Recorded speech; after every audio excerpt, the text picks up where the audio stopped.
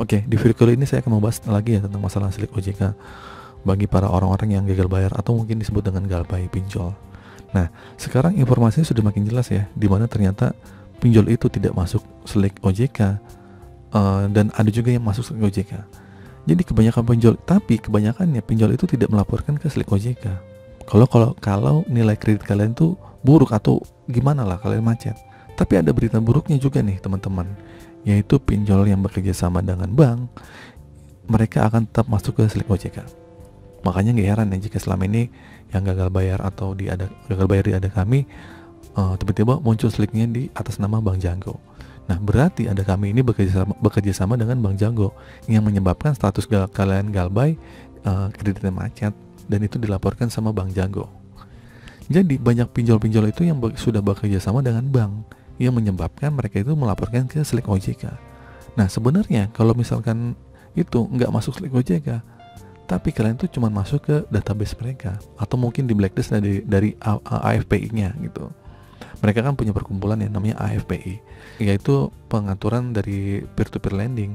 Ini informasi ini fix ya, bahwa peer-to-peer lending itu tidak masuk ke silik OJK. Tapi dengan catatan bahwa aplikasi pinjol atau fitur peer-to-peer lending ini yang tidak bekerja sama dengan bank atau mungkin punya perusahaan lebih besar itu bakal masuk ke silik OJK. Contohnya mungkin seperti Tunaiku ya, yang merupakan milik dari Amar Bank. Jadi di situ kalian pastinya kalian akan masuk silik OJK. Nah, anggapan sebelumnya memang orang-orang banyak berpikir bahwa kalau misalnya kenapa kok pinjol ini sudah telat lama atau gagal bayar sudah lama, kok nggak didaftarin OJK? Saya sudah setahun nih bang, tapi kok nggak masuk silik OJK ya? Padahal aku pinjolnya tuh pinjol OJK. Ya mungkin asumsi saya ya, karena mereka tuh takut kalau mereka itu tidak bisa menagih hutang kalian setelah 90 hari. Nah, ini 90 hari merupakan aturan yang dibicarakan atau yang dicanangkan salah satu petinggi OJK, bahwa pinjol itu tidak boleh menagih lagi dari 90 hari. Dan ini cuma terbatas di pihak pertama dan pihak kedua. Pihak kedua itu tidak pernah diberitahu bahwa pinjol itu sekarang menggunakan jasa pihak ketiga, yaitu jasa debt collector untuk menagih kalian. Nah, jadi gitu teman-teman ya. Kenapa mereka di pinjol ini kok nggak masuk silik, yang ini masuk silik? Bisa jadi itu alasannya. Karena mereka berpikir nanti nggak bisa nagih lagi nih setelah lebih 90 hari. Padahal kan itu nggak boleh ya sama OJK. Nah, itulah. Jadi banyak perusahaan nih, kebanyakan nih yang jadi penyebab bahwa debt collector itu jadi rata-rata adalah pekerja outsourcing ya. Jadi bukan karyawan dari PT pinjol itu langsung. Mereka bekerja sama dengan pihak ketiga. Karena ini sangat memudahkan sekali ya bagi mereka ya.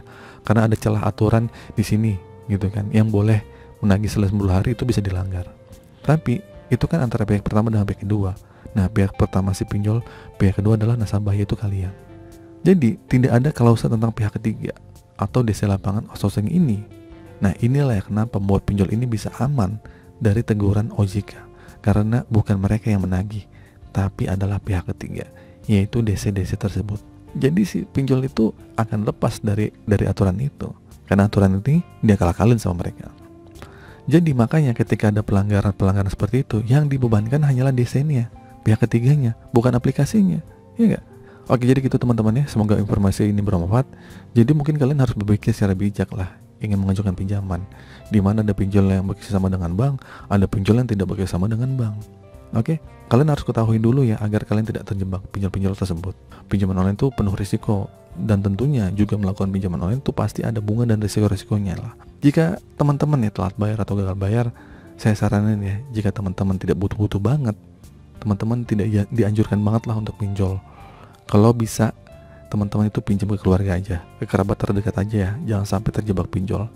Hanya karena teman-teman itu tidak mengetahui apakah si pinjol itu sebenarnya begini begitu, akhirnya kalian juga gagal bayar, ujung-ujungnya ada risikonya. Oke, semoga ini bisa menjadi pelajaran yang buat kita semua. Semoga ini bisa menjadi wawasan buat teman-teman yang sedang gagal bayar, yang masih bingung bagaimana caranya membayar utang. Pokoknya intinya jangan gali lubang tutup lubang. Semoga video ini bermanfaat. Akhir kata, assalamualaikum warahmatullahi wabarakatuh.